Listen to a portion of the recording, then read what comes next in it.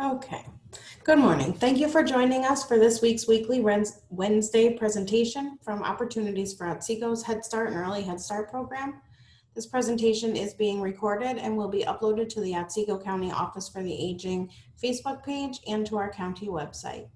I ask that everyone except the presenter and myself keep your videos turned off and that you remain muted unless you have a question. Please feel free to unmute yourself and ask questions as we move through this presentation. This presentation will work best if it's interactive, so your questions are important. You can also use the chat feature if you prefer, and I will ask those questions for you. For those who are new to Wednesday presentations, we host presentations every Wednesday using the same link at 11 a.m. Topics are on various community-based organizations and topics relevant to long-term services and supports. This was established in October of 2020 as a way to continue education on services and supports amid a global pandemic. For those who do not know me, my name is Alicia Chase. I'm Otsego County's long-term care coordinator. My role here at Office for the Aging is to program manager of the New York Connects program. This program provides information and assistance on all community-based services and long-term services and supports available within our county. Although my office is under Office for the Aging, we are unique that we are able to help anyone of any age who is looking for help navigating the complicated care systems available. We can assist those who just want information and assistance, who need referrals to other community-based organizations, or help getting through those navigation processes through Department of Social Services, mental health, Catskill Center for Independence, Family Resource Network, interagency referrals here at Office for the Aging or Adult Protective Services, Social Security, just to name a few. We can help people who need assistance with applications, who need help seeking information or admission to adult homes or nursing home placements. If you are unsure if New York Connects can help you or your loved one, please do not hesitate to reach out. We do have a New York Connects partner, Vince Baker, with the Independent Living Center in Oneonta. Those wishing to reach out to me can do so by calling Office for the Aging at 607-547-4232. And at this time, I will turn the program over to Heather Fay with Opportunity for Otsego for today's presentation. Thank you, Alicia. I appreciate the opportunity to spend a little time with you today speaking about our Early Head Start program and our Head Start program. There's a lot of information, so I'm going to try and include everything, but if I don't hit a specific topic or a specific question that you may have, please feel free to reach out to me either during the presentation or later as you're viewing this. So I think the best way to start would be to start with our Early Head Start program. We have a couple of different options. The Early Head Start program is a home visiting program. It's for prenatal moms and children up to age 3. I try to tell the parents to think of us as the extra support. We're there, we're a guest in their homes. We come to them, meet once a week for an hour and a half, and we work on everything that Head Start would work on, but in the home of the parents.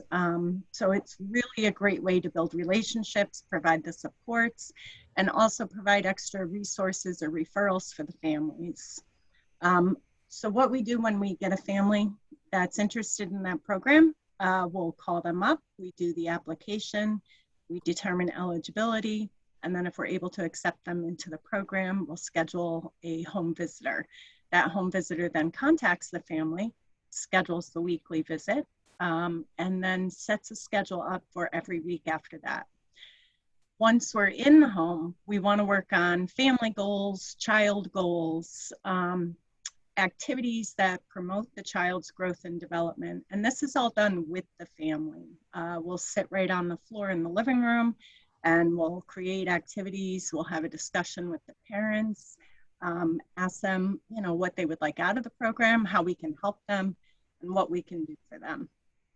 Some of the other things that we also do are hearing screenings, vision screenings, child development screenings, social emotional screenings. Again, with our home visiting program, these are all done right in the home while the parents are present.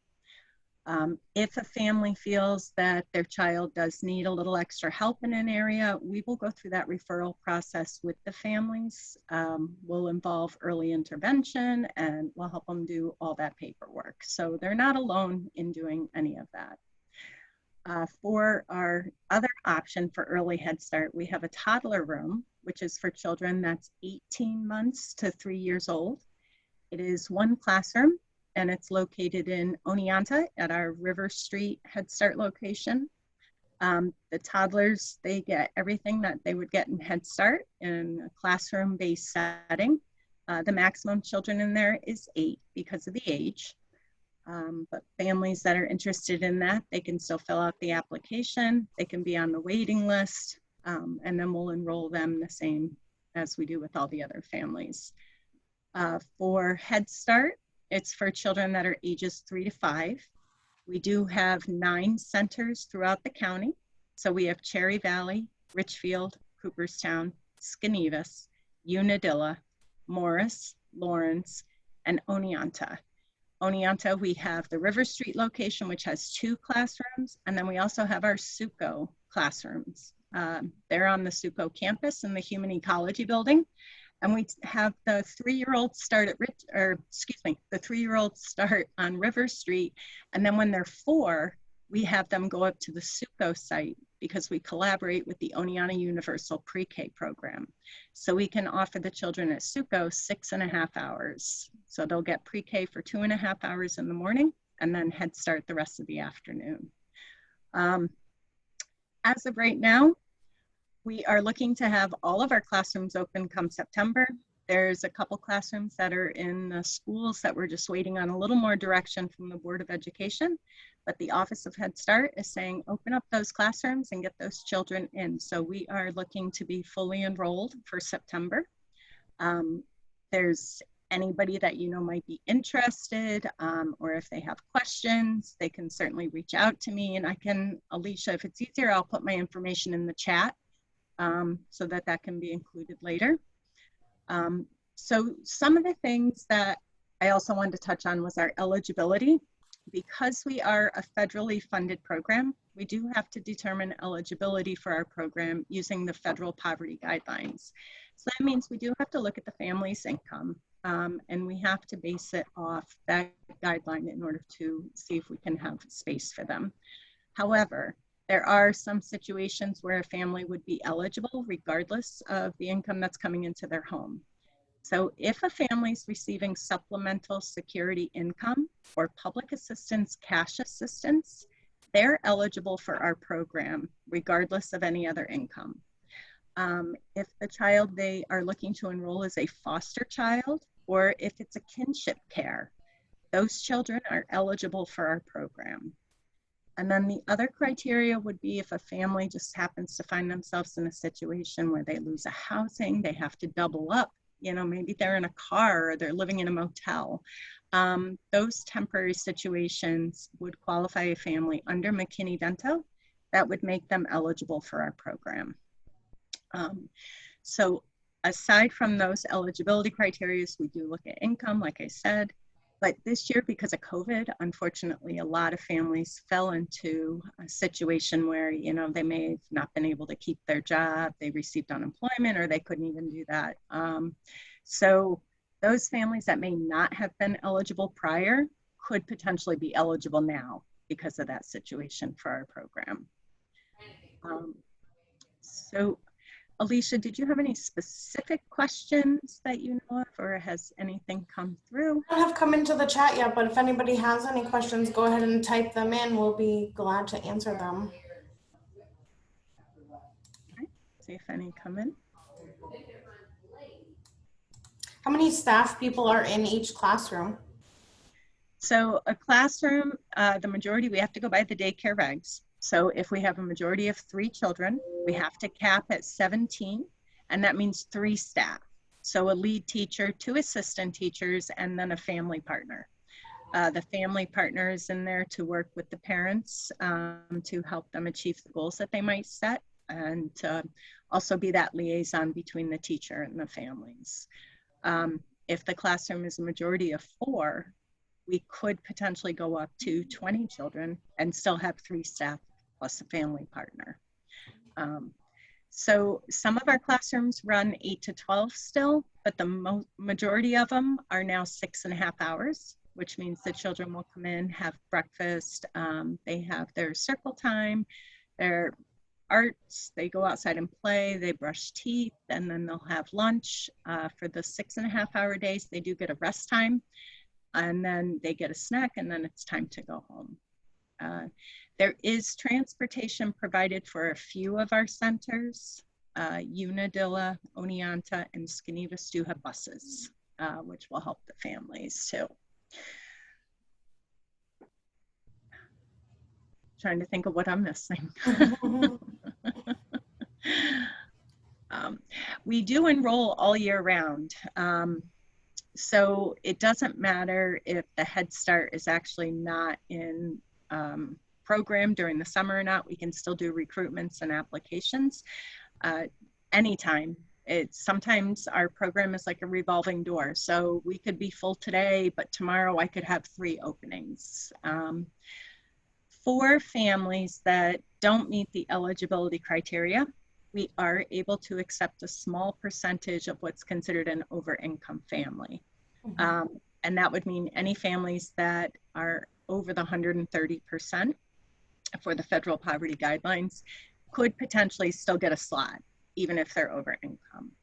I'll give you an example of what our guidelines are now, just so that you kind of have an idea of what we're looking at. So we'll just say a family of 4. The maximum income for a family of 4 would be $34,450 a year annual. Anything under that, the family would be eligible for the program. Anything over that amount, that would be considered an over-income family. I never want to discourage families from applying, even though there's never a guarantee. At least if they're on my wait list, I know they're interested. And if I have a slot and I'm able to provide them with that slot, I can call them and I know they're interested. So anybody that's interested in doing it, anybody can apply. There's probably some misconceptions maybe I'll go over, and this might spur a few questions too, because I have a lot of families that ask, you know, they say their child's not potty trained, they're still in diapers, and so they're afraid to send them. It does not matter for us.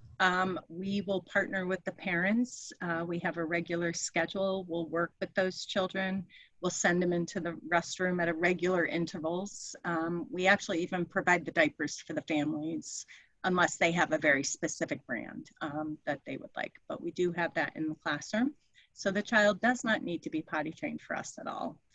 I know I've heard a few other little misconceptions, but we really are a program for everyone, and we would love to provide a program for every child.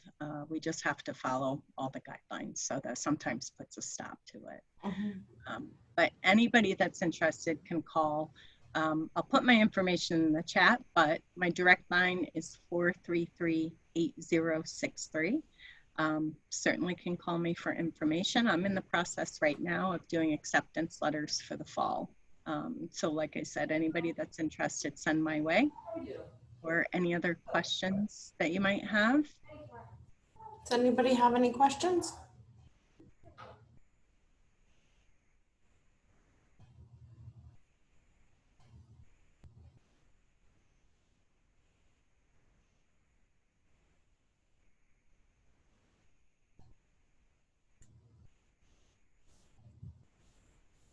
Okay. You're welcome, Pamela. Thank you. I don't want to forget to give you any information, but I mean, that pretty much covers it. I know sometimes families will have a very specific question, but if it's a private question that they want to ask, I really suggest that they call and ask me that way. But still working on it. Send those kids our way. Any referrals, you can just call me directly, and that would be wonderful. All right. There's no other questions. That will end our presentation for today. Thank you for joining us. All right. Well, thank you. Thank you for having me on. I'm going to put my info in the chat for you, Alicia. Okay.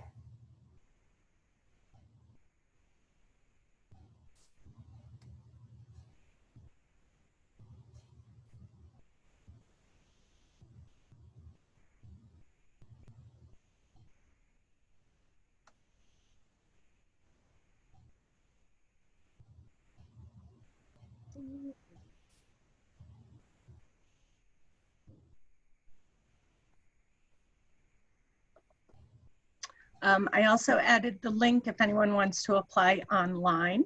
Okay. They can go on there. It's a partial application, and they can fill that out, and then we'll contact them to finish it up and get the documents we need. All right. Thank you.